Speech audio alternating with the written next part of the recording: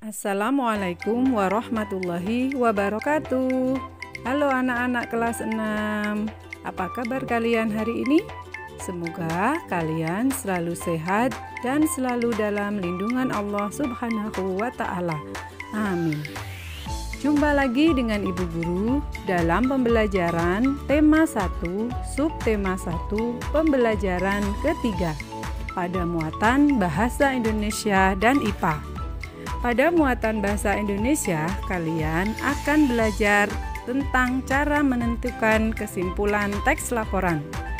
Sedang pada muatan IPA, kalian akan mempelajari tentang perkembangbiakan generatif pada tumbuhan. Pada pembelajaran ke-1, kalian sudah mempelajari bagaimana menentukan ide pokok pada teks laporan. Nah, setelah kalian dapat menentukan ide pokok, maka selanjutnya kalian akan belajar menentukan kesimpulan pada teks laporan. Apa sih kesimpulan itu?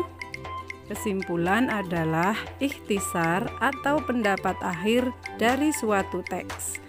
Kesimpulan dibuat dengan bahasa yang singkat, padat, dan jelas. Adalah langkah-langkah dalam membuat kesimpulan. Yang pertama, bacalah teks secara keseluruhan. Bila perlu, bacalah secara berulang-ulang hingga kamu paham akan isi teks tersebut. Kedua, temukan ide pokok atau informasi penting yang terdapat dalam teks setiap paragraf. Yang ketiga, hubungkan ide pokok yang kalian temukan menjadi suatu pernyataan akhir. Pernyataan akhir yang kamu buat, usahakan dengan menggunakan bahasa yang singkat, padat, dan jelas. Perhatikan teks laporan berikut. Tanaman jagung sangat bermanfaat bagi kehidupan manusia dan hewan. Di Indonesia, jagung merupakan komoditas tanaman pangan kedua terpenting setelah padi. Berdasarkan urutan bahan makanan pokok di dunia, jagung menduduki urutan ketiga setelah gandum dan padi. Di daerah Madura, jagung banyak dimanfaatkan sebagai makanan pokok. Anak-anak hebat, setelah kalian baca teks laporan secara keseluruhan, langkah selanjutnya adalah menemukan ide pokok. Kalian tentukan dulu kalimat utamanya berada di awal atau di akhir paragraf. Siapa yang tahu? Iya, pintar sekali. Kalimat utama berada di awal paragraf, yaitu tanaman jagung sangat bermanfaat bagi kehidupan manusia dan hewan. Dari kalimat utama tersebut bisa kita ambil ide pokoknya, yaitu jagung bermanfaat bagi kehidupan. Anak-anak hebat, di dalam teks laporan yang Ibu contohkan, di dalamnya dijelaskan bahwa jagung merupakan bahan makanan pokok di berbagai daerah. Nah, karena menjadi bahan makanan pokok, maka jagung harus tetap ada. Bagaimana caranya supaya jagung tetap ada terus? Iya, pinter sekali. Jagung harus dikembangbiakan. Seperti makhluk hidup yang lain, tumbuhan juga mengalami perkembangbiakan. Salah satu tujuannya adalah untuk melestarikan jenisnya. Perkembangbiakan pada tumbuhan ada dua cara, yaitu perkembangbiakan generatif dan perkembangbiakan vegetatif. Perkembangbiakan generatif ditandai dengan munculnya bunga. Di dalam bunga inilah terdapat alat reproduksi tumbuhan. Perhatikan bagian-bagian bunga berikut ini ya.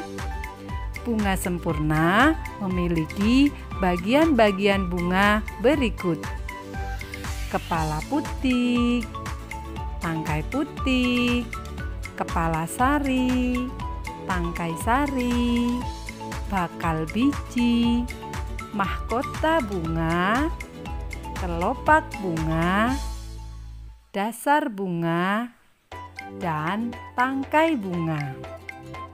Benang sari adalah alat reproduksi jantan, sedangkan putik adalah alat reproduksi betina. Perkembangbiakan generatif atau perkembangbiakan secara kawin terjadi melalui proses penyerbukan dan pembuahan. Perkembangbiakan generatif pada tumbuhan diawali dengan penyerbukan. Penyerbukan adalah proses melekatnya atau jatuhnya serbuk sari ke kepala putik. Setelah terjadi penyerbukan, pada serbuk sari tumbuh buluh serbuk sari yang menuju ke ruang bakal biji. Kemudian serbuk sari akan masuk ke ruang bakal biji melalui buluh serbuk sari. Di dalam ruang bakal biji terjadi pembuahan, yaitu peleburan serbuk sari atau sel kelamin jantan atau disebut spermatozoid dengan kepala putik atau sel kelamin betina yang disebut sel telur. Hasil dari pembuahan disebut zigot. Zigot berkembang menjadi lembaga. Lembaga berkembang menjadi bakal biji. Bakal biji berkembang menjadi biji dan bakal buah. Kemudian bakal buah berkembang menjadi daging buah. Lembaga yang berada di dalam biji merupakan calon tumbuhan baru. Tumbuhan yang berkembang biak secara generatif antara lain pepaya, jagung, mangga, padi, durian, jambu, dan lain-lain. Berdasarkan asal serbuk sarinya, penyerbukan dapat dibedakan menjadi 4 macam.